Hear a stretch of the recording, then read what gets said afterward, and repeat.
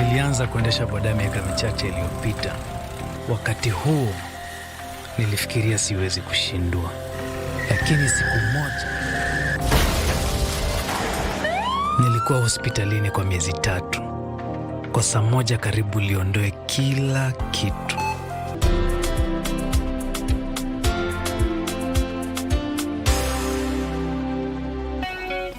Boda ni life, lakini life si kitu bila usalama.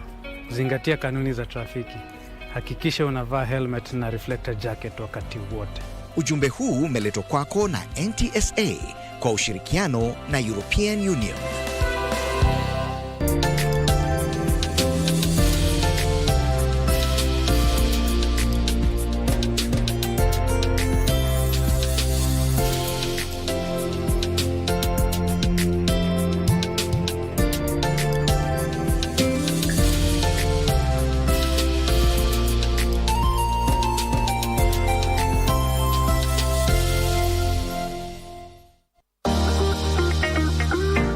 Una malimbikizi ya ushuru? Mamlaka ya utozaji ushuru nchini KRA inakupa msamaha wa adhabu na riba ya ushuru kufikia tarehe 31 Disemba 2022 kupitia Tax Amnesty Program. Ili kujua jinsi ya kupata msamaha, jiunge nasi kwenye maonyesho ya barabarani kote nchini ukiletewa na KRA kwa ushirikiano na KBC. Pia tutakuelekeza jinsi ya kujaza fomu za ushuru na kujisajili kwa e-Teams, mfumo mpya unaokusaidia kutoa risiti za kidijitali kwa njia rahisi. Ijumaa tarehe 7 Juni tutakuwa katika kaunti ya Mombasa, maeneo ya Sauti House, Moi Avenue, Cannon Tower, CMC, Ganjoni, Likoni na viunga vyao. Jumamosi tarehe 8 Juni tutazuru kaunti ya Kilifi, maeneo ya Mtwapa, Kilifi Market, Gede, Matsangoni, Malindi Town, Malindi Stadium na viunga vyao. KRA, tulipe ushuru, tujitegemee.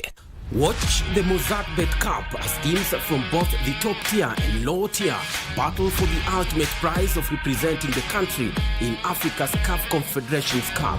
Catch all the action live and exclusive on KBC Channel 1, beginning with a round of 16 matches, the quarter-final, semi-final and the final. Mozartbet Cup, live and exclusive on KBC Channel 1, your true sports partner.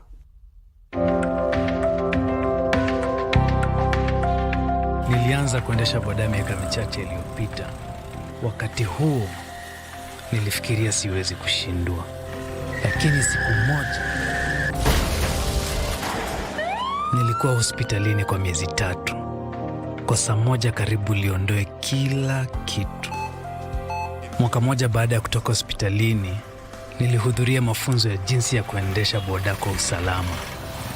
Siku hizi niko makini zaidi barabarani.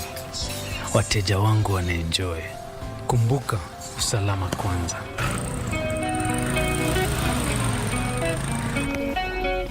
Boda ni life, lakini life si kitu bila usalama. Zingatia kanuni za trafiki. Hakikisha unavaa helmet na reflector jacket wakati wote. Ujumbe huu umeletwa kwako na NTSA kwa ushirikiano na European Union.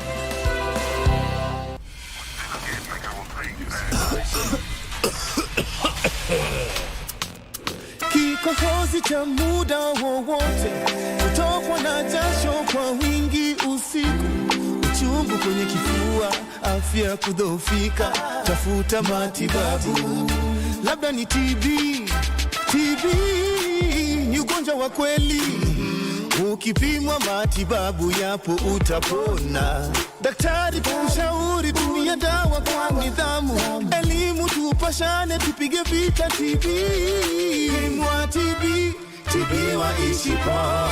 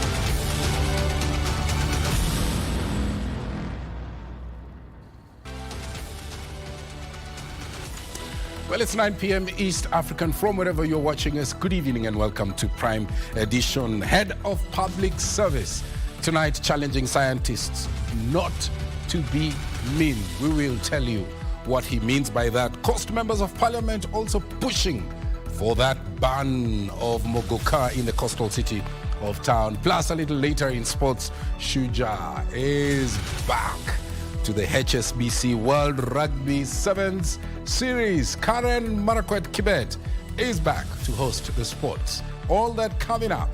But first, a look at our top stories tonight.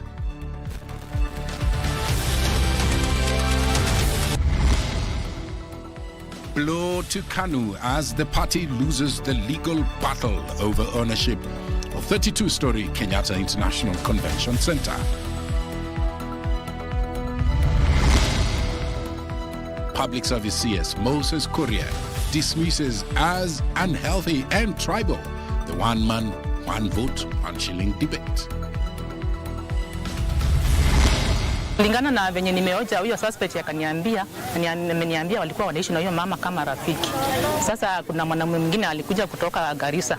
Sasa ndio wakaanza kugombana. Police arrest a 24-year-old man in connection with the death of a 40-year-old alleged lover.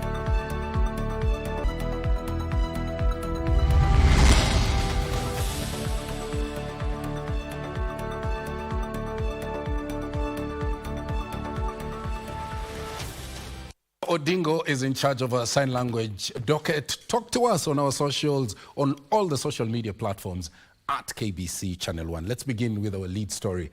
The Kenya African National Union, KANU, has lost a case lodged to claim ownership of Kenyatta International Convention Center, KICC. The Environment and Land Court has ruled that the land on which the Kenyatta International Convention Center sits belongs to government after revoking the title issued by the Kenya African National Union KANU party. Ruling on the matter, Justice Jacqueline Mogeni said that the land allocation to KANU without following due process is 1, illegal, 2, unlawful, and 3, unconstitutional. Ruth Wamboi opens our coverage with that latest story on the oldest party, KANU. By KANU party filed in 2020 seeking to be declared the owner of KICC, Justice Anne Jacqueline Mogeni further issued a declaration that the Ministry of Tourism is the lawful owner of KICC. However, will be in compliance with the court order of 12th of February 2015 following the judgment of Judge Lesit as she then was. This court has established from the evidence on record that the sued property belongs to the government as the cross petition states. The party had stated in court documents that it was allocated the land on 10th May 1969 by the Commission of Lands and acquired a title deed to the land on 25th May 1989. This court is of the view that although the petitioner has alleged that their rights under the Constitution were violated, they have not proved that the takeover of the sued property, which does not belong to them, was unlawful and that it has in any way interfered with the petitioner's right to property. This court has established that the petitioner is not the owner of the sued property. However, in a ruling on Monday, the judge said that the Commission of Lands in 1989 had no power to alienate the land to KANU. KANU had filed the case before the Environment and Land Court in 2020. Was the act of allocating the petitioner public land an act of furthering the Kenyan attitude of, in quotes, mutadu, or was it a failure to understand the law? In a rejoinder, the KANU party said while they respect and appreciate the independence of the court, they are highly disappointed by the judgment delivered. In a statement sent to newsrooms, KANU stated that the allocation of the land was procedural and therefore KANU is the bona fide owner of the land. Elsewhere at the Anti-Corruption Court, the National Industrial Training Authority, Director General Stephen Ogenga and 2 others have been charged for allegedly awarding a tender worth 4.8 million for the supply and repair of training machines in the financial year 2017-2018. Appearing before the anti-corruption trial magistrate Zipora Gishana, the suspects denied the charges placed against them. Ogenga was charged alongside former NITA boss Paul Kipsang Kosgei, who did not take plea, citing that he was sick, through his lawyer. To be admitted to a bond of 3 million with a surety of similar value. All the accused persons are further required to deposit their passports in court. The pre-trial is set for 19th June this year. With the court ruling that the petitioner could not explain how they got the title deed in 1989, the court has also poked holes on how the then President Daniel Toroitich Arap Moi could allocate himself a public land. Ruth Wamboy reporting from Milimani Law Courts. A blow to KANU and a win for the state. Now, on to that conversation around that one-man, one-shilling debate and public service performance and delivery.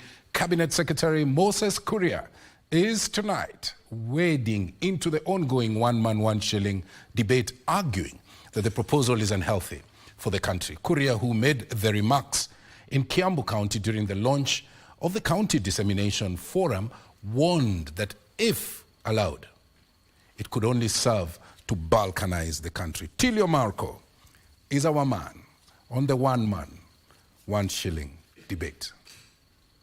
The raging debate on the one-man, one-shilling, one-vote in allocation of county revenue continued Monday, just a day after the Deputy President Rigathi Gachagua had backed the proposal. In adding his voice to the raging debate, Public Service, Performance and Delivery CS Moses Kuria has dismissed calls to adopt the proposal, warning it could divide the country. We need Kenya, the biggest ingredient, people, especially from this region, we need, is to really invest in Kenya. And I'm saying that as someone who travels across the country. And I find people from this county all over the country. They ask me when they hear some people here talking about, I don't know, seclusion, isolation. They ask me, are you people muna kichwa mzuri, mnafikiria vizuri? The CS also underscored the need for good intergovernmental relations between the two levels of government for the benefit of Kenyans. We've had here something to do with health care. It's very, very good. There were maternity care. How I would wish that now is going to be integrated within our social health. Kuria further put on notice cartels in the coffee sector, saying the new Cooperatives Act, which is set to be operationalized, will make it possible for farmers to be paid directly through their mobile phones and keep cartels at bay. Tilio Marco for Prime Edition. From that tribal debate to now the finance bill, a story that has been on the lips of many lately. The National Assembly Finance Committee Chair Kuria Kimani saying now that scrapping of the proposed motor vehicle tax in the finance bill would result in a budget deficit of 58 billion shillings. The committee chair, who made the revelation during the ongoing participation exercise on the bill, called on those opposed to the tax to propose alternative ways to meet the deficit that will ensure a win-win solution. Our reporter Abdi Aziz Hashim with the details. Day 6 of the public hearing on the bill saw the American Chamber of Commerce propose the 2.5 motor vehicle tax be reduced to 1%. Additionally, they argued subjecting commercial and agricultural vehicles to the tax will increase the operating cost of manufacturers and suppliers, thus driving up the cost of goods and services. Of course, we appreciate that this tax is quite steep. We look at the factors that insurance right now is going at 4 to 5% at a comprehensive level. Adding a 2.5% can be quite significant on taxpayers. On the other hand, the Association of Kenya Insurance want the tax expunged in its entirety. So what will happen is that the number of comprehensive covers are going to reduce significantly because people will no longer afford comprehensive covers. They would rather move on to third-party insurance covers. And what does this mean to you and I who are going to be the insured? It means that we are sitting on a risk in the event of an accident, God forbid. What means is that the insurance companies will only cover claims relating to third parties, but will not cover your own claim. So that means that you have to go back to your pocket. According to the association, out of the over 3 million registered vehicles on the roads, 1.5 million have not been insured, and if the proposal by Treasury is adopted, the figure could rise and increase unemployment. But then, if that matatu then was to attract tax at 2.5% of value, and these matatus, if you're looking at the 25-seater, the price is in the range of 8 million. I'm not too sure that we'll be able to provide these people with insurance. On the other option then, if we have to really get rid of it, would be to reduce the budget by 58 billion. Now the problem is nobody wants the budget. Okay, not this side, but the political side. The introduction of withholding tax on the digital marketplace, they argued, will impact the pricing mechanism and trigger an increase in the prices of goods and services distributed through digital platforms, hampering the adoption of e-commerce. In the face of these increasing tax burdens, usually reduces their disposable income. People are hiring more to remain tax compliant and firing more where we actually need development. The stakeholders have further proposed a revision of excise duty on vegetable oils from 25% to 5% to ensure Kenyans do not opt for unhealthy oils to save costs. When you're moving the finance bill, everyone wants to oppose it, okay? When you're moving the appropriations bill, everyone wants to increase it. So that is irony, that members of parliament want their budget increased, but they don't want the taxes. Abdiaziz Hashim for Prime Edition. Let's now go across borders. President Dr. William Ruto has arrived in Seoul, South Korea, for the Korea-Africa Summit set to kick off Tuesday. The summit is expected to deliberate ways to build stronger relations between South Korea and Africa, leveraging on each other's strengths to foster mutual growth, tackle global challenges, and also to reinforce solidarity for peace and security. The president will also hold bilateral talks with President Yoon Suk Yeol in a bid to deepen areas of cooperation. He was received by Ambassador Kang Seok-hee as a former Korean ambassador to Seychelles and currently the state representative for reconstruction efforts in Ukraine.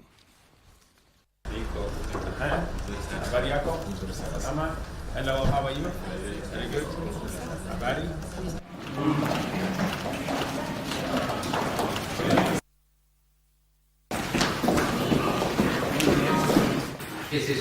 On to a developing sad story now. Police in Mwingi are holding a 24-year-old man in connection with the murder of a 40-year-old lady in a suspected case of love gone sour.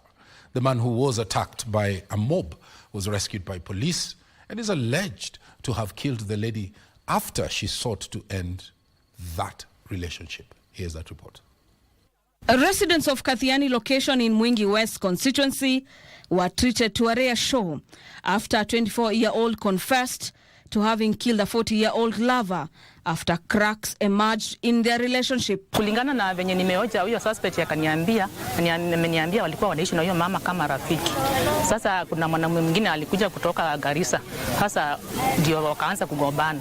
It is this unlikely confession that angered residents who descended on him, giving the police a hard time to rescue him from the jaws of the death. Tulipokuja tulijaribu kuonya watu wasimuumize, lakini tukakaa vile tulikuwa tunangojea OCS akuja achukue mwili. Crowd wametushinda nguvu na wakachukua hiyo kijana wakamuumiza sana. Confirming the incident, Kathiani location chief Mwikali Musili said the suspect admitted to having killed the woman after a disagreement. Nilielezea vizuri ni yeye aliua mama na alitumia mti kuni akamgonga kichwa na ni kama walikuwa wanapigana.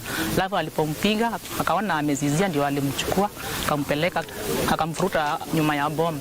Alipoconfess kwamba yeye ndiye alimuua kutumia kuni na akamvuta akampeleka pale, watu walikadhirika sana, ndipo wakampiga mawe vijiti na ni kama wamemuua kwa mahututi sahihi. So mimi niko na uchungu sana juu huyo sister wangu nilikuwa nampenda sana, jirani yangu tumekaa naye muda mrefu. The suspect was taken to Mwingi Level 4 Hospital for treatment before being processed and arraigned in court. The body of the deceased is lying at Mwingi Level 4 Hospital mortuary awaiting post-mortem. For Prime Edition, I'm Gladys Mongai. Well, moving on, the head of public service, Felix Koskei, has challenged scientists not to be mean, but to share their research findings with policy planners. Why? To help them incorporate the same, to help find solutions to the many problems that are facing the country. Koskei noted that as long as researchers continue working in silos, their scientific works will remain alien to the policymakers who are supposed to be implementing those findings in solving critical problematic areas such as climate change.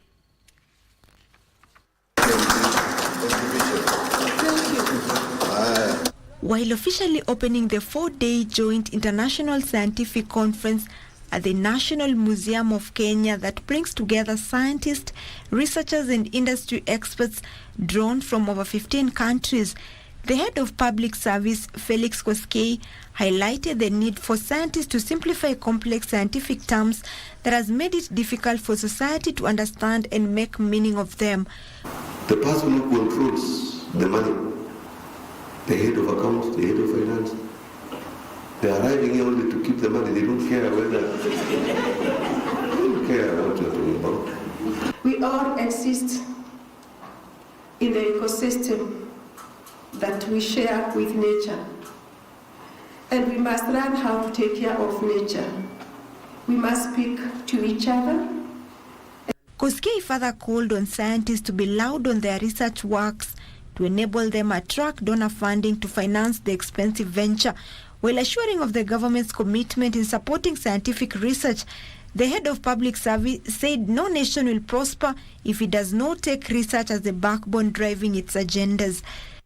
Some of the data or research we have no idea of. People do the research and they live with it.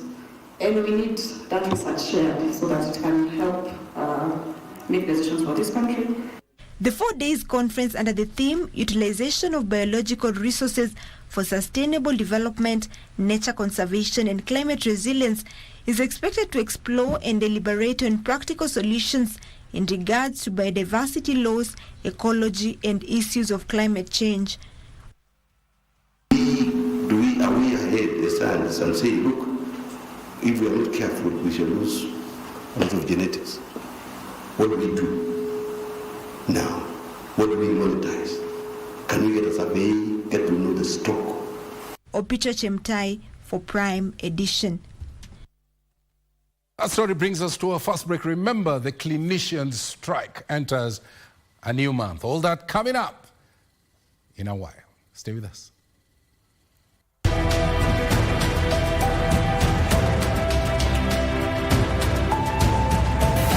A desire, not only by the parliament, by the executive, to fight promptly on corruption. And I don't think anybody, by the way, can fault that particular strategy. I mean, the country needs to be run in a very transparent way. Resources need to be managed in a very transparent way. And that's the only way the country can grow.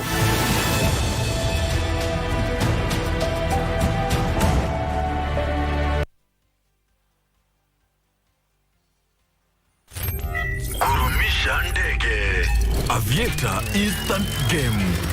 Be a daring pilot and earn by how much high you can lift the plane. The higher you fly, the higher your win. The sky is the limit. Mozart Bet. With heavy rainfall sweeping across the nation, the Ministry of Health, county governments and partners are urging you to take critical precautions. Flooded rivers, landslides and the risk of water-related diseases like cholera, typhoid, malaria and dengue fever are on the rise. Here's what you need to do.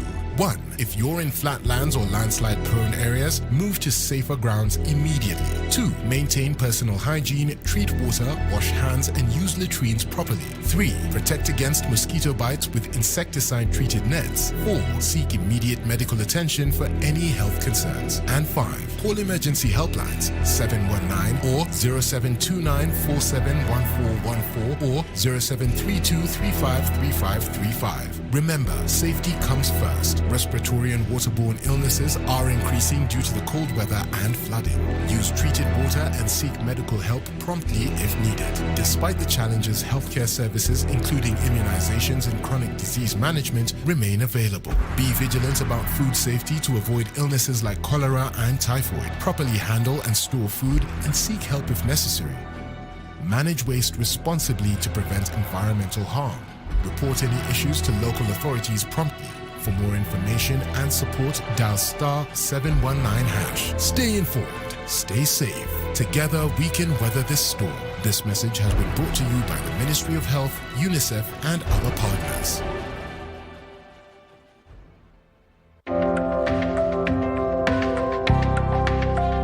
Nilianza kuendesha boda miaka michache iliyopita. Wakati huo nilifikiria siwezi kushindwa. Lakini siku moja nilikuwa hospitalini kwa miezi 3. Kosa moja karibu liondoe kila kitu. Mwaka moja baada ya kutoka hospitalini, nilihudhuria mafunzo ya jinsi ya kuendesha boda kwa usalama. Siku hizi niko makini zaidi barabarani. Wateja wangu wanaenjoy. Kumbuka, usalama kwanza.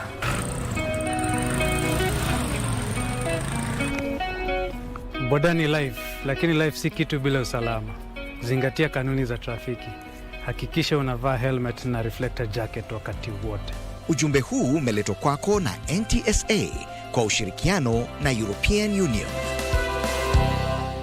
The Public Service Superannuation Scheme, PSSS, established under the Public Service Superannuation Scheme Act in 2012, is a defined contributory scheme designed to cater to you, the dedicated civil servants, teachers, and disciplined services personnel. Since its inception on January 1st, 2021, the PSSS has made remarkable progress in terms of operational efficiency and governance structures, ensuring that your retirement benefits are managed responsibly and securely. We are thrilled to announce that the second annual general meeting will be held on 7th June 2024. The chief guest will be the Chief of Staff and Head of Public Service, Mr. Felix Koskei. Mark your calendars and join us for the second PSSS AGM on Friday, 7th June 2024 from 8 a.m. live on KBC TV, and be a part of this historic event as we present the financial statements to our valued scheme members. This annual general meeting is an excellent opportunity for you to learn more about the performance and growth of your pension fund. You'll gain valuable insights into how your contributions are being managed and invested for your future.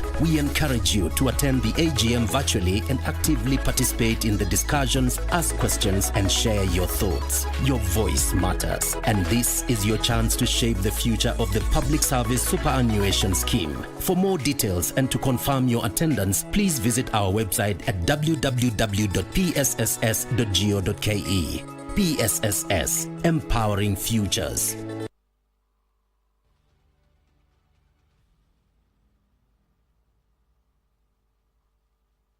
Welcome back to the second part of Prime Edition. A little later on in the business segment, where Raymond Jenga will be coming on to tell us about the budget implementation as well as the e-mobility incentives. And towards the tail end of this live broadcast, we have Karen Kibet, who will be telling us how Shuja demolished the Germans 33-15.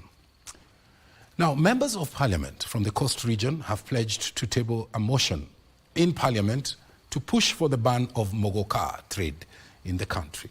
The legislators under the umbrella of the Coast Parliamentary Group, led by Kilifi North Member of Parliament Owen Baya, maintained that the stimulant was toxic and is wiping out the youth. This comes amid a court order issued by Embu Law Courts that put on hold an executive order banning the consumption as well as the sale of the stimulant in Mombasa and Kilifi counties. The debate on the sale and consumption of Moka in the Coast region attracted the interest of members of parliament in the region under the Coast Parliamentary Group caucus. The legislators, in wading into the debate, held a meeting before emerging to announce they will be moving to parliament. Sasa tumesema kwamba ile scientific evidence iliyoonyeshwa na majadiliano tuliokuwa nayo kama wabunge na maseneta, tumefikia maamuzi kwamba sisi wabunge wa Pwani tunakataa kuingia kwa mogoka hapa Pwani. Na tunasema kwamba kutoka leo na kwenda mbele tunaungana na magavana wetu kwamba hatutaki mogoka hapa Pwani. Kilifi North Member of Parliament Mboya maintained the stimulant was not good for consumption and there is need to legislate on the matter. I've talked to the pastoralists, I've talked to the people of Rift Valley. Nimeongea na watu wa Nyanza na watu wa Western. Na wote they are in agreement kwamba hii mogoka ni mbaya na hatuwezi kukubali at the economic well-being of one county idhuru Kenya nzima. He stated he was lobbying other counties to join the fight against the consumption and sale of mogoka. Sisi tuko na imani kwamba tutashirikiana ndani ya Pwani. Tukiwa hapa na viongozi wa Pwani kwamba tutashirikiana na magavana wetu, tutashirikiana na taasisi zetu hapa kuhakikisha hii mogoka haitoingia katika maeneo yetu, na tutahamasisha jamii yetu kijamii ili pia waweze kuatharisha watoto wao na jamii zao katika utumizi wa masala. Additionally, they cautioned against politicizing the health issue that also had a negative social impact. Nataka kuhakikisha kwamba mujitama wetu wanaishi salama ili na wao iliwe taifa la nguvu lisiwe taifa la watu wagonjwa. Nasema no to mogoka in Coast region. Yale madhara yako mengi kwa vijana wetu. Tutatafuta hapa age bracket ya kufanya kazi, ya kuingia hata form 4 tukose ndani ya Pwani. For Prime Edition from Mombasa County, I am Mburu. The Kenya Union of Clinical Officers strike entered a new month with no signs of a deal, even as the clinicians continued with their demonstrations demanding to be heard. The clinical officers who presented their petition to the county government of Makueni and Kilifi say that the ongoing strike is aimed at protecting their professional dignity. Among their concerns is what they have termed as discrimination in payment. Nancy Okware with that report. The Kenya Union of Clinical Officers strike on Monday entered its 64th day, with the union maintaining its regional demonstrations. This time round, they pitched camp at the Makueni County Governor's office, led by their chairman Peterson Wachira. According to Wachira, out of the 10 demands, the pending issues include increment of their risk allowance from the current 3,000 shillings to 15,000 shillings, payment of interns as per their job group, absorption of universal health coverage staff, and harmonization of their salary. Kama si hivi ni hivi sasa. Mbona sisikii kama si hivi ni hivi sasa. Clinical officers wawekwe kwa zile job groups ambao inafaa. Tunataka kuona mtu kama alikuwa job group J 10 years ago. Apelekwe zile job groups ambao anafaa kuwa, si kwenda interview ya job group K. It is about protecting our professional respect. When we are talking about professional dignity, you cannot be having 3 clinical officers. You have one who is on permanent and pensionable earning their full pay. Then you have another who is labeled UHC and they are paid half of what the one on PNP is paid. And then you have another labeled county contract and casual contract who is even now paid lower than the UHC, which is against the law. And that is discrimination. Makueni Governor Mutula Kilonzo Jr. has assured the clinicians that they will continue with their negotiations until a long-lasting solution is in place. See, the principle of equal pay for equal work, it applies. So, first, as the chairman of Legal Affairs, Human Rights in the Council of Governors, I will take your memorandum and present it as is to the council, to the chair, both of the Council of Governors, to Mudome Njuki, Governor of Tharaka Nithi, so that we can get this matter addressed once and for all. In Kilifi County, similar demands were made by the clinicians, who also took to the streets to lobby for the government to call them for talks. Nancy Okware, Prime Edition. 2 people sustained injuries after a liquefied petroleum gas LPG tanker exploded along Outer Ring Road near the pipeline area, Embakasi, Nairobi County. According to locals, the Monday noon explosion occurred after a lorry hit a hard face, causing leakages that saw the oil tanker burst into flames. The area was cordoned off, causing a major traffic snarl-up along the route for the better part of the day. Monday afternoon, a thick, dark smoke towered above the residential and commercial buildings of Feather, creating a dramatic and alarming backdrop. This is after a lorry carrying LPG gas exploded along Outer Ring Road near Pipeline and Feather Estate in Embakasi South constituency. According to a Nissan driver, the lorry was seen leaking after it hit a rough surface, causing the LPG tanker to burst into flames. Vile tulikuwa tumefuatana na lori imegonga reli. Vile imegonga reli ikaanza kutoa gasi. Sasa wakati nimeona niende hivi, huku kulikuwa na watu. Sasa ndio nikaepesha hapa, ikanifikia mimi, nikatoka mbio kwa dirisha, nikaepa mbio, nikaachana na gari. Mimi nikakuja nikapanda hapo kwa sasa, hizo ilikuwa ina leak ikitembea na chini. Sasa hizo hakuna gari ilikuwa inapita. Watu walikuwa wamesimamisha magari. Makosa huyu yeye hakupiga starter yake, lakini ule wa Nissan alipiga starter. Wakati wameisukuma wamefika pale mahali sasa ipo, ndio wakaiwakisha, ikarusha moto hapa na moto ikarudi tena kwa Nissan. Firefighters rushed to the scene to put out the fire and prevent it from spreading. 2 people were injured in the incident. Area residents now want the county government to come up with measures to prevent reoccurrence of such incidents. Police had a hard time controlling the crowds that were milling around the scene.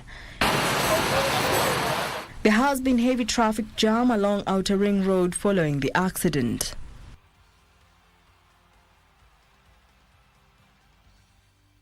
Christopher Ndarathi Morogaru's rise in politics and government was as sharp as his fall, with the infamous Anglo-leasing scandal being his political Waterloo. Tonight, on the cabinet, we focus on the once powerful Minister for Provincial Administration and National Security in the government of President Mwai, Emilio Kibaki.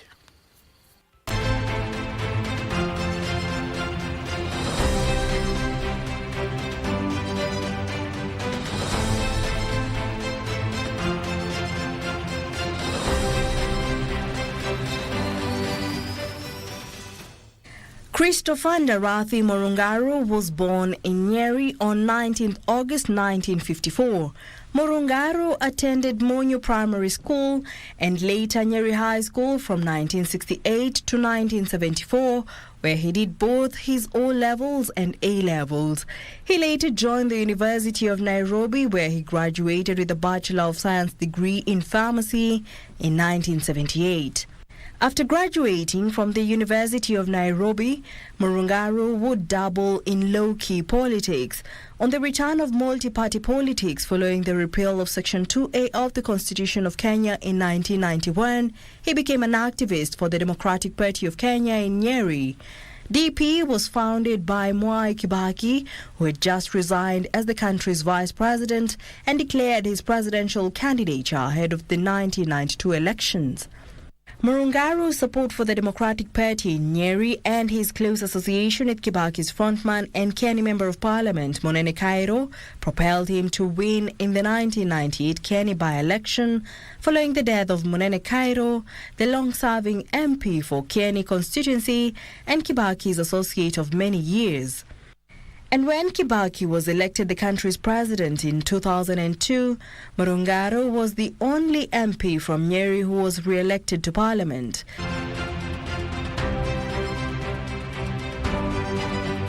He had been part of the team that crafted the National Alliance Party of Kenya, NAC, that would merge with the Liberal Democratic Party to form the National Rainbow Coalition, NAC, that propelled Kibaki to presidency.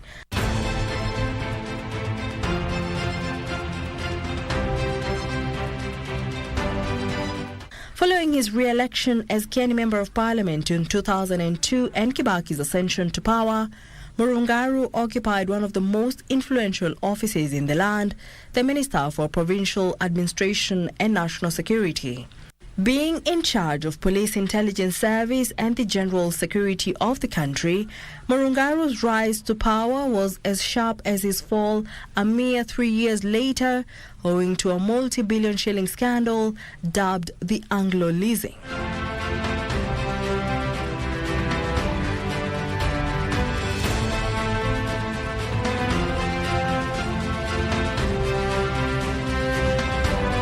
The scandal happened when the Kibaki government in 2003 commissioned a company to print passports with improved security features and build a modern forensic laboratory for the police.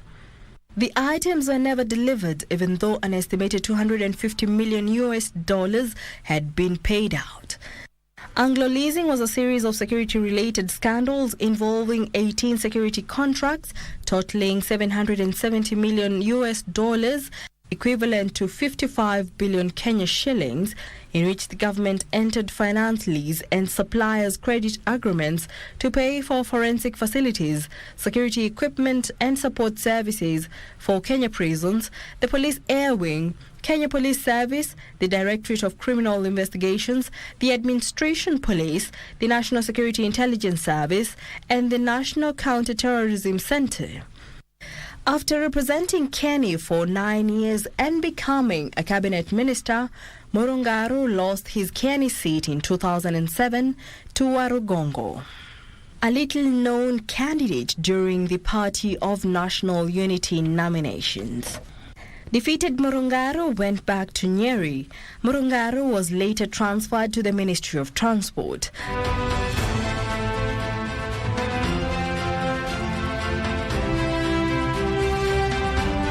The UK government in July 2005 barred Murungaru from visiting the country and cancelled his visa.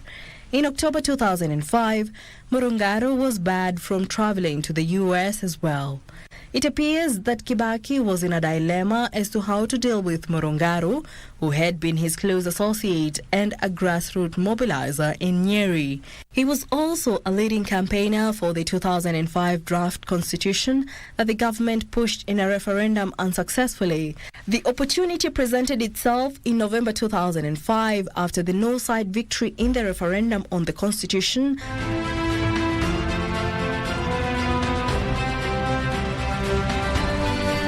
When the president disbanded the entire cabinet and left out Murungaru when reconstituting it in December 2005. In 2013, the former minister, who had been shunned by DP, the party he nurtured and chaperoned to power, under NARC and NARC in 2002, and unable to join Kenyatta's The National Alliance, attempted to win the Nyeri Senate seat on the Democratic Labour Party of Kenya ticket to no avail. Away from politics, Murungaru is a celebrated breeder, running one of the biggest farms in central Kenya.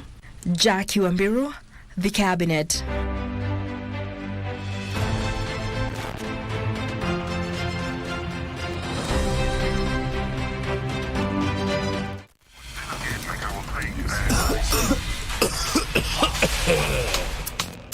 Kikohozi cha muda wowote, kutokwa na jasho kwa wingi usiku, uchungu kwenye kifua, afya kudhoofika, tafuta matibabu. Tumekula kiapo. Yes. Ningekuwa kweli mimi mtu kwenda nikitangaza. Si ningekuwa nimetangaza kuhusu bwana yako. Mimi ndio nilikuambukisha hiyo ugonjwa. Si wewe, lakini kwa nini utangaze? Kwa why should you? Nani alipelekea bibi yake ugonjwa? Mwa TB waishi poa. TB waishi poa. Asanteni sana kwa kuwezesha Lotomoto kuwafikia wengi wasiojiweza kupitia star 570#. Hapo umewafuta wengi machozi, umewaelimisha, umewapa makao, umewapa lishe na umewapa matibabu kwa namna tofauti. Asanteni. Asanteni. Asanteni sana. Na kwako wewe mchezaji wa Lotomoto, unajipa fursa ya kujishindia Probox nayo. Na kama Probox haikufai na umejishindia, tunakupa taslim 750,000 Kenyan shillings. Na mshindi namtangaza 30th of June. Na mwezi wa July 28th namtangaza mshindi wa Demio nayo. Na kama utaki na umeshinda, wacha gari. Chukua chapa 750,000 Kenyan shillings kwenye *570#. Wewe si mshindi tu, wewe ni tegemeo kubwa. Tusaidie na tushinde.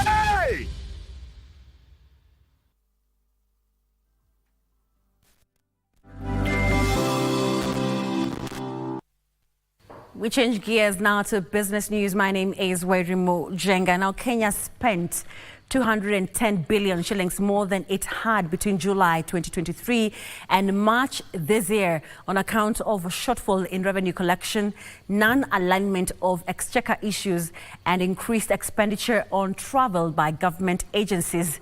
The latest Controller of Budget report indicates that most of the cash was spent on recurrent expenses at 2.54 trillion shillings, with 369 billion shillings going to development expenditure. The top three spenders on development were the State Department for Roads, the State Department for Economic Planning, and the State Department for Water and Sanitation.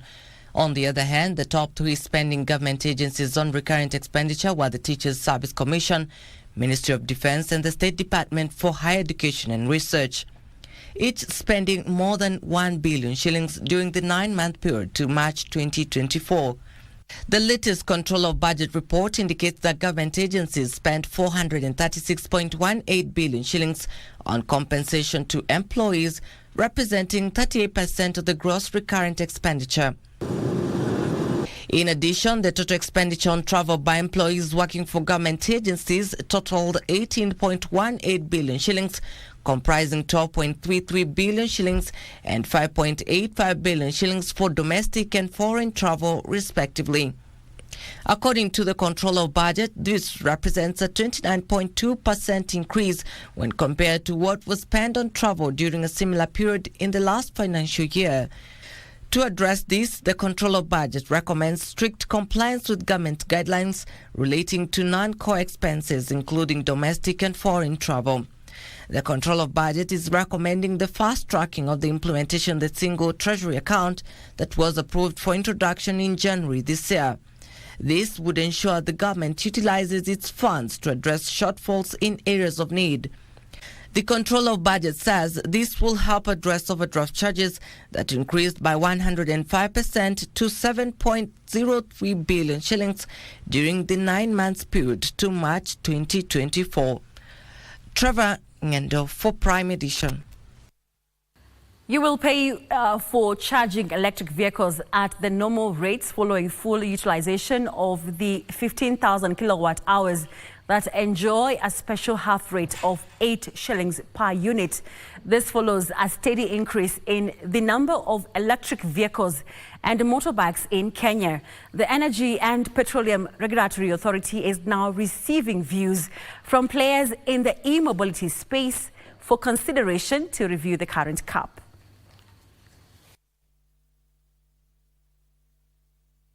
When we looked at the application from the utility Kenya Power for a special e-mobility tariff, we introduced the cap so that then we could ensure that we strike the right balance in terms of revenue requirements for the utility. So we need to have a conversation with the utility and also with the stakeholders so that then we can make a decision as to whether it's increasing the limit from 15,000 kilowatt hours a month towards a higher threshold. But then eventually the intention may be at the end of this tariff control period, when we have the full scale of what e-mobility uptake would look like, then eventually then not have the cap at all.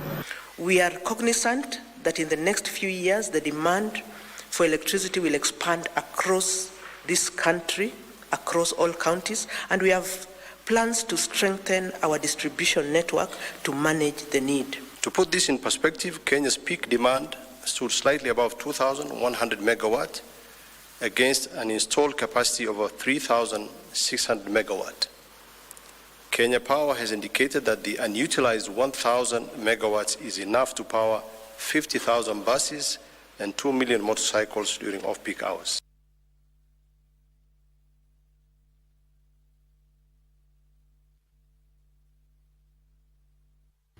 Well, civil society organizations led by the African Forum Network on Debt and Development are calling for urgent reforms on the special drawing rights allocation to address liquidity problems, indebtedness and poverty reduction in Africa. They want the special drawing rights based on countries' challenges as opposed to the gross domestic products. During the IMF's issuance of its special drawing rights in 2021, Africa received only $33 billion, a meager 5% of the total $650 billion issued, while richer countries, including those in the G7, received more than $200 billion. Civil society organizations say the existing IMF quota allocation system that predetermines the special drawing rights allocations is unfair and need urgent reforms. Those who need much of the financial assistance or the finances to develop the economies don't get it. Angle that we are bringing in is these institutions and countries are all subscribers, for instance, to the SDGs, the Sustainable Development Goals. And if they are fronting development that is leaving no one behind, we want to see them walk that. While the special drawing rights are meant to boost liquidity reserves and address development needs, most African countries spend it on repaying debt. By 2025, we'll be spending at least 75% of its resources to pay debt and to service debt. So that should tell you that we only made like 20% to service some of our basic needs like education, health, and we can ask ourselves whether this will allow us to achieve the Agenda 2063 and the SDG goals that we are talking about, and to allow us to compete with these countries. They highlighted the need to expand the scope of the special drawing rights quota system beyond the gross domestic product. He says the special drawing rights allocations come as a general reserve that is tied to no specific development purposes, making it difficult to track and report its uses. The need for African governments to turn a new leaf, for the rest of the world to take Africa seriously. The African leaders need to be transparent, they need to be accountable.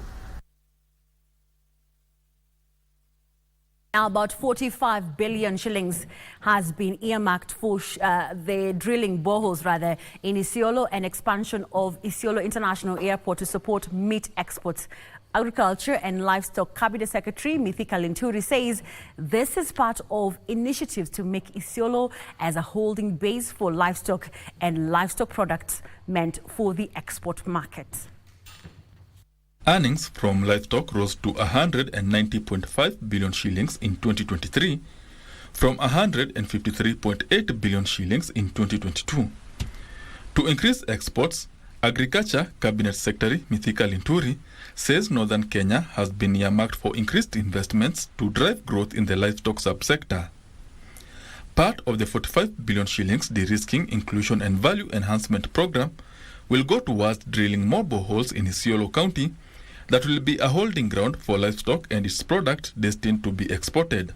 Wizara yangu inachimba mabwawa ya maji huku Isiolo. Bwawas we are doing, patients we are doing. We are doing them to facilitate our people in Isiolo to keep your livestock, to make sure we are also getting market. Yeah, Plans are underway to expand Isiolo International Airport's runway to accommodate larger aircrafts in measures to increase shipment of livestock products. Airport iko hapa. Tunasukumia ongezewe runway. Why? You have a great potential. However, there is need for players in the livestock value chain to familiarize themselves with meat phytosanitary regulations in key export markets. Na nyinyi ni wafugaji. Ni kila mtu haende kwake, ajipange, ajue sasa soko ya nyama inapatikana ya kwenda nje na pesa itakuwa ni mingi. Kenya has increased meat export to Gulf countries to 8.4 billion shillings last year. Benson Rioba reporting for Prime Edition. Story on increasing meat exports bring to a close business news for tonight, but we have more stories on our website at kbc.co.ke. On the other end of the studio, we have Karen Kibet with the day's sports. My name is Oirimu Jenga. Have a good night.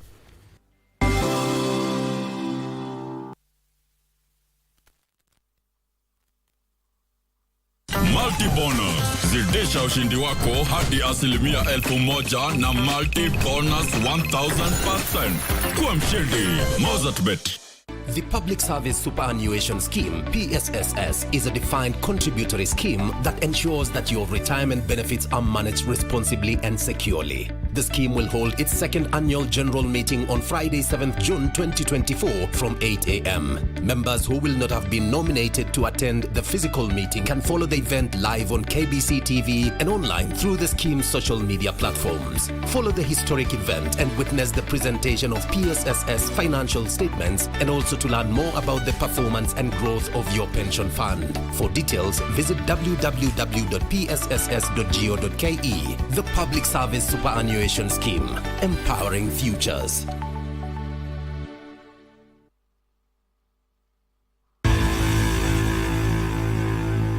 Sports News is brought to you by Mozartbet. Welcome back to KBC Prime Edition. My name is Karen Kibet. Let's now talk sports. The triumphant Kenya national rugby sevens team, Shujaa, will be back in the country tomorrow from Madrid, Spain, where they secured the ticket back to the HSBC World Rugby Sevens Series. The Kenya Shujaa returned to the World Series after demolishing Germany 33-15 in their winner-take-all match on Sunday at the Metropolitano Stadium. The World Rugby Sevens Series will once again feature the Kenya Sevens team from 2025. Shujaa beat Germany 33-15 in the vital promotion and relegation playoff match played at Metropolitano in Madrid on Sunday, earning a spot in the series. Kenya met Germany in the quarter-final after finishing second in Group B and Germany finishing third in Group A. In Group B, Shujaa faced Chile, Spain and Samoa. Shujaa were eliminated from the World Series after being placed 13th in the previous season, where they were forced to play in the lower division Challenger Series in 2024. Despite the demotion, Shujaa managed to return, winning the first leg in Dubai in January and finishing 5th in Munich in May. This placed them in the promotion relegation playoff final in Madrid, where they faced the Germans with 2 wins and a loss, and with a spot in the World Series on the line. Onyala, the captain of Shujaa, acknowledged their pride at regaining back Kenya's glory in the international rugby. The Kenya ladies team to the upcoming Billie Jean King's Cup believe they have what it takes to lift the trophy this year after intense preparations at the Nairobi club, where the men's team is also gearing up for the Davis Cup. The Billie Jean King's Cup will be held from the 10th to the 15th of this month at the Nairobi club, while the Davis Cup will start thereafter in Luanda, Angola. The girls' team comprises of US-based Alicia Owegi, Roslinda Asumu and Stacey Yego, who will be joined by top seed Angela Okutoi and Cynthia Cheruto, who are currently in Tunisia, where Angela is chasing more points in the W50 La Masa tournament to enable her qualify for the Paris Olympic Games. All the 5 ladies have been involved in build-up tournaments home and away in their bid to lift the Billie Jean King's Cup after they finished 3rd last year. Training has been good. I've been training for the past 3 weeks in Nairobi club, and before then I was in college in the US, still doing more training, so I think I'm going to be ready for the tournament next week. I was part of the team during last year, the same tournament here, and it was a good experience. I think we're a pretty strong team, and we saw what happened last year, and we can do better, and I think we've got a chance we can do this time. Preparation has been going well. I came last week part 1, so I've trained with the team for like 1 week right now, and the preparation has been well. We've been training with Coach Caro and the team looks like they're ready to play the Billie Jean, and I'm also ready. Meanwhile, the men's team is also in camp in preparation for the Davis Cup to be held from the 19th to 22nd of this month in Angola. The provisional team comprises Kyle Shah, who finished second in the NCAA Division 2 individual tournament, Kevin Cheriot, who is away in Australia, Kin Shah, Albert Njogu, Raymond Odur, Derek Ominde, Brandon Sagala and Ibrahim Yego. Coach George Oyo said they will name the final travelling team of 5 this week as they look forward to being promoted to Group 3 this time around. The Davis Cup coming up in Angola in 2 weeks. Last year we didn't get promoted, or we didn't get demoted from Group 4, so we're still in Group 4. We're looking to move up to Group 3. And yeah, that's our main goal this year. So training has been good. The players are physically fit and ready to play. Some of them have been playing in tournaments abroad, like Kyle, who just finished playing finals in the NCAA, and he did well. He lost in the finals. And then the rest have been training locally. Also, we try to make sure they get to have some match practice as well. Thank you, Bartley, for that report. Moving on, the Kenya national soccer team Harambee Stars is already in Malawi in preparation for their 2026 FIFA World Cup qualifier matches against Burundi and Cote d'Ivoire. The Stars will play Burundi this Friday before facing off with the Africa Cup of Nations champions, the Elephants of Cote d'Ivoire, on the 11th of June, with both matches being staged at the Bingu National Stadium in Lilongwe, Malawi. The Harambee Stars arrived in Malawi for their first training session ahead of the FIFA World Cup qualifiers against Burundi and the Ivory Coast. Kenya sits third in Group F, with the Ivory Coast and Gabon leading the way with 6 points after 2 games. This Friday, the Stars will face 4th place Burundi, who are coming off 4 international games without a win, including their 2-1 qualifiers defeat to Gabon last year. On the 11th, Kenya takes on the 2023 African champions, the Ivory Coast. Top scorers Michael Olunga, Masoud Juma and Rooney Onyango will hope to bring their A-game to the Bingu National Stadium in their efforts to break the momentum of the mighty Elephants. For Prime Edition, I'm Emmanuel Ndungu. Thank you, Emmanuel, for that report. The junior starlets are optimistic they will come back with the much-needed points at the 2024 FIFA Under-17 World Cup qualifier against Burundi on Sunday this week in Ethiopia. The junior starlets are ramping up their training this week in the country ahead of the 4th and final round of the 2-legged qualifier against Burundi. The national Under-17 girls team eliminated Ethiopia in the 3rd round with a 3-0 aggregate win after a goalless first leg. Burundi demolished Djibouti 24-0 on aggregate to book their place in the final round. The Kenyan team aims to write history by becoming the first ever Kenyan team to qualify for the FIFA World Cup, with the Under-17 women's tournament scheduled in Dominican Republic.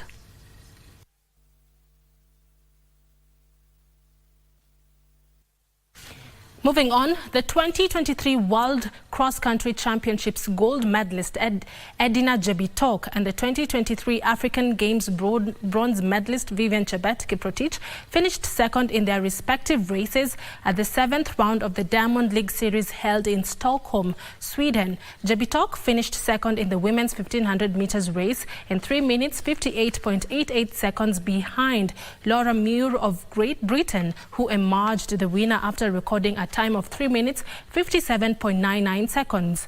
Australia's Georgia Griffith finished third in 3 minutes 59.17 seconds. In the women's 800 meters race, Kenya's Vivian Chebet finished second after clocking 1 minute 58.64 seconds in a race won by Great Britain's Gemma Recchi in 1 minute 57.79 seconds, while Evelina Matanen of Finland came third in 1 minute 59.59 seconds. The next round of Diamond League will be held in Paris, France on the 7th of next month.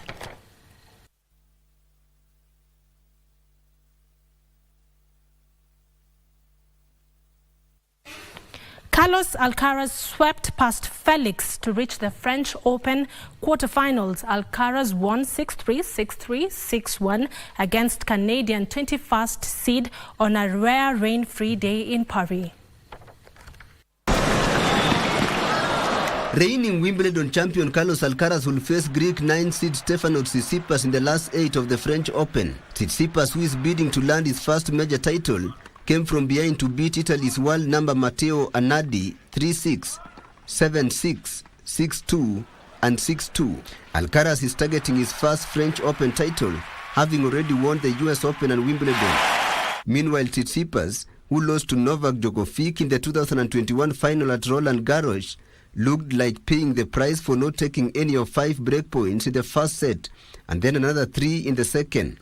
However, he showed courage to save 4 set points when trailing 5-3 and 5-4 and was rewarded by eventually breaking Anardi's serve in the 10th game. Tsitsipas, who is bidding to land his first major title, came from behind to beat Italy's Anardi 3-6, 7-6, 6-2, 6-2. And that's our last story for today. But before I leave, French lethal striker Kylian Mbappe has joined Spanish soccer giants Real Madrid on a 5-year deal.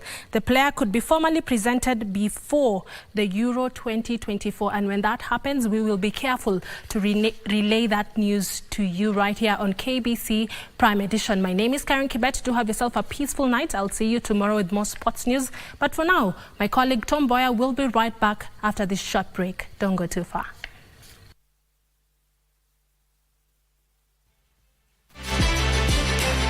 Sports News was brought to you by Mozart Bet. You can lift the plane. The higher you fly, the higher your win.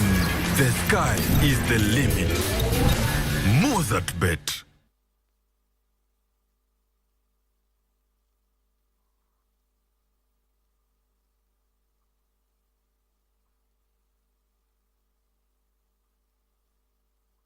Thank you, Karen Kibet. Thank you, Wairi Monjenga. Thank you, our sign language interpreter, Lensa Odingo. Thanks to the back-end team on Prime Edition. But I want to thank you for choosing KBC Prime Edition as your channel of choice. From Broadcasting House in Nairobi, Kenya, my name is Mboya. Good night, and God bless you, wherever you are.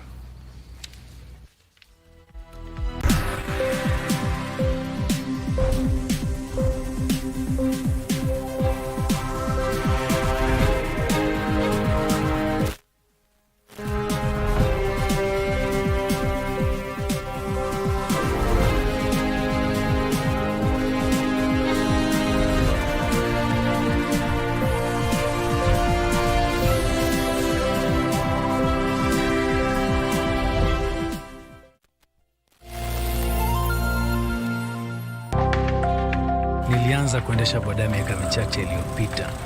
Wakati huo nilifikiria siwezi kushindwa. Lakini siku moja nilikuwa hospitalini kwa miezi 3. Kosa moja karibu liondoe kila kitu.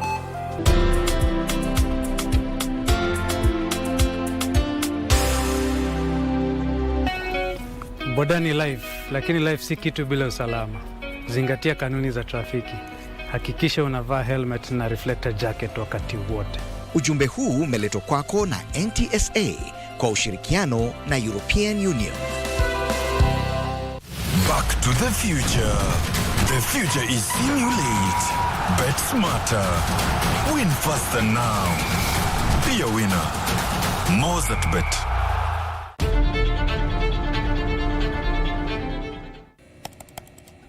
Technology has become a crucial part of our society. Without technological advancements, so much of our everyday lives would be drastically different.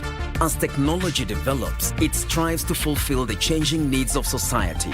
This means that technology exists to help us achieve the things that we wouldn't be able to achieve without it. Take on Tech looks at the advantages and downside of technological innovation in a world that is becoming increasingly dependent on new digital technologies. Every Monday at 10:30 p.m.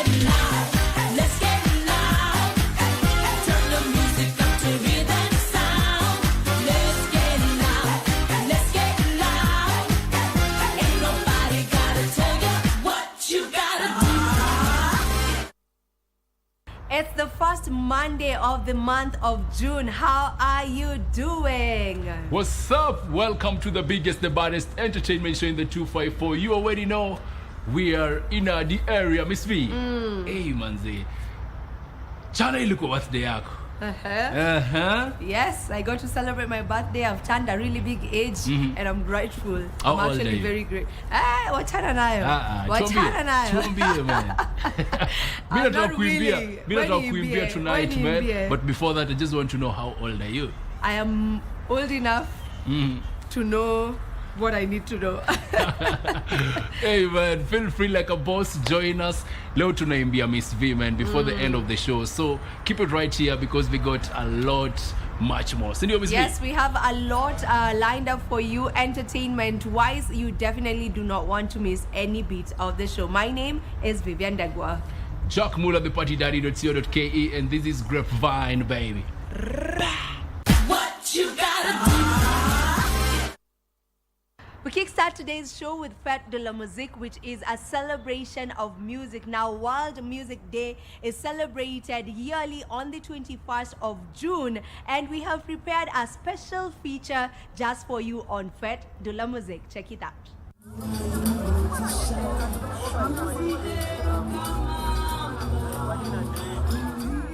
Every year on June 21st, the world comes alive with the vibrant sounds of music as people from all walks of life gather together to celebrate Fête de la Musique, also known as World Music Day.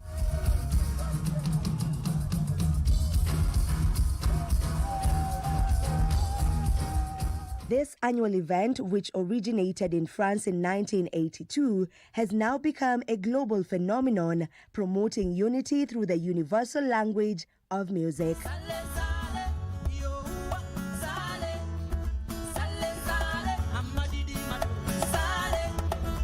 One of the remarkable aspects of this festival is its ability to showcase the diverse range of musical talent within a community.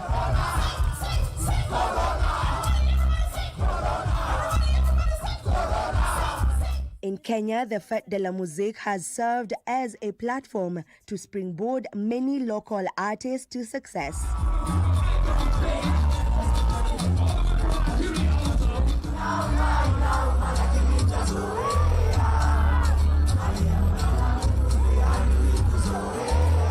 Notable examples include Fena Gitu, who won the Fête de la Musique competition in 2008, as well as Chimano of Sauti Sol and Maureen Kunga of Elani.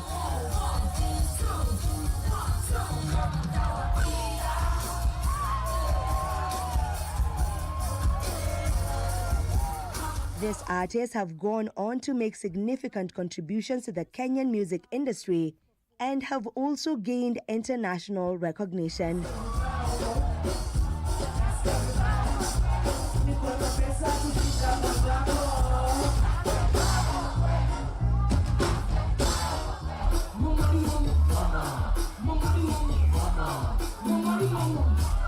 Every year, the French Embassy, in collaboration with the Alliance Francaise, organize a special concert in Nairobi to commemorate World Music Day.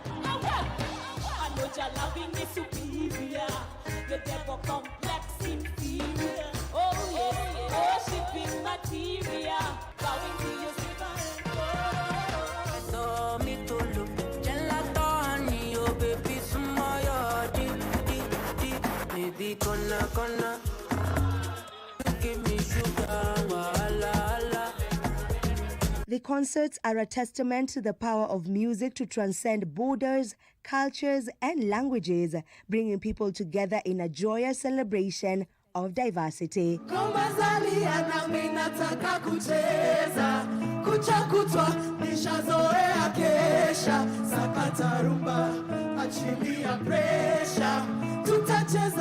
It provides a platform for artists to showcase their talent, foster cultural exchange, and create an atmosphere of harmony and togetherness.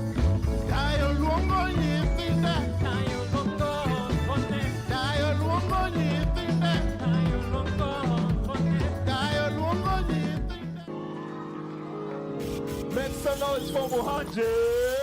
As the world gears up to celebrate this annual event in the month of June, we are reminded of the transformative power of music and its ability to bridge gaps, break down barriers, and create a sense of belonging.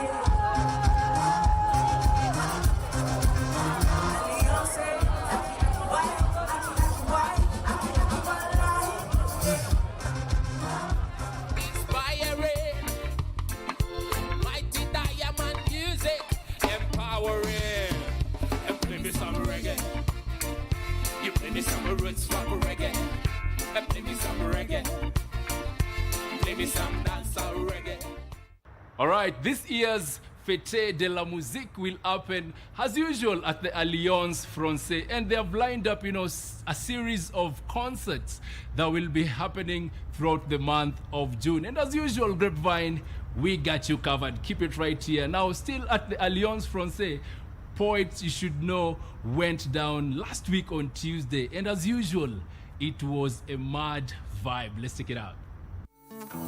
Naishi kwa chaguo langu, ndoto za kutoka kwetu, nitafute baraka yangu. Last week was one for the books as the Nairobi poetry community showed up in large numbers to enjoy some poetry in an event dubbed Poets You Should Know. Si ati ukiwa na nywele ya white, ati uko na wisdom, zingine ni marasmus tu. Wase wana difference na mtu mchafu because their head is full of lies.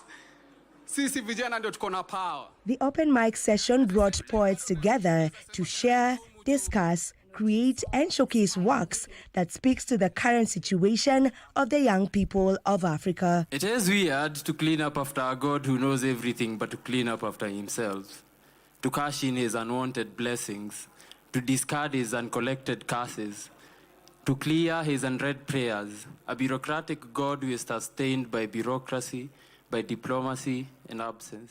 This edition featured some of the big names in the poetry industry, from the likes of Just Wairimo, who was the second runners-up in the Women's Slam Poetry 2023, Ajedi all the way from Congo, who had a chance to spit in French, Philosopher, among other bigwigs. Have you ever seen a performance so good? It captures the very fabric of your being, and it blurs the line between reality and fantasy. Et parler d'elle en coni, oh mon bonheur la Véronie, heureux et très bon classique. Vous voulez que nous continue? The icing on cake was on the main act of the night, Slim Shaka, who is the 65th Slam Africa champion. I prefer solitude. Burning them bridges is how I set my soul on fire. 3 cookadoodle-doos like the soul messiah. I am attracted to a just chant down the system like Wangare Matai. I am a poet who's crazy driven. Locomotive, I am a tech on tar. A tech totara maluo omera. I am with class.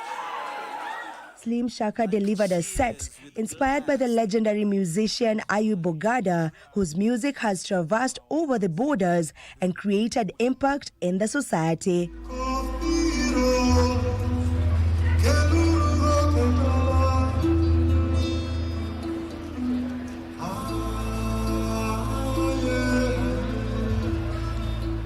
In his introduction, I'm Just a Poet, caught everyone's attention as the audience cheered him on. How are you able to stand on stage and transform with such grandeur in a world that's shit? Like the world ain't shit. I say to them, here is my bitterness, to give you a perfect expression of this sensuous delight. His dapper African attire fused with the beautiful bides was also a catch as the wordsmith elaborated to his fans the inspiration behind the Ayub Bogada set. Whenever the vibe comes, Ayub would do it. So slowly I started to learn the spontaneity of art, and all this complexity does not mean anything if it does not come from the soul. Ayub loved community, and I think this is one of the things that I have learned listening to all these hours and hours of interviews. I am no longer scared of messing up on stage. I know I'm king, I'm royalty, 7th in the world. Yeah, so slowly walking in the shoes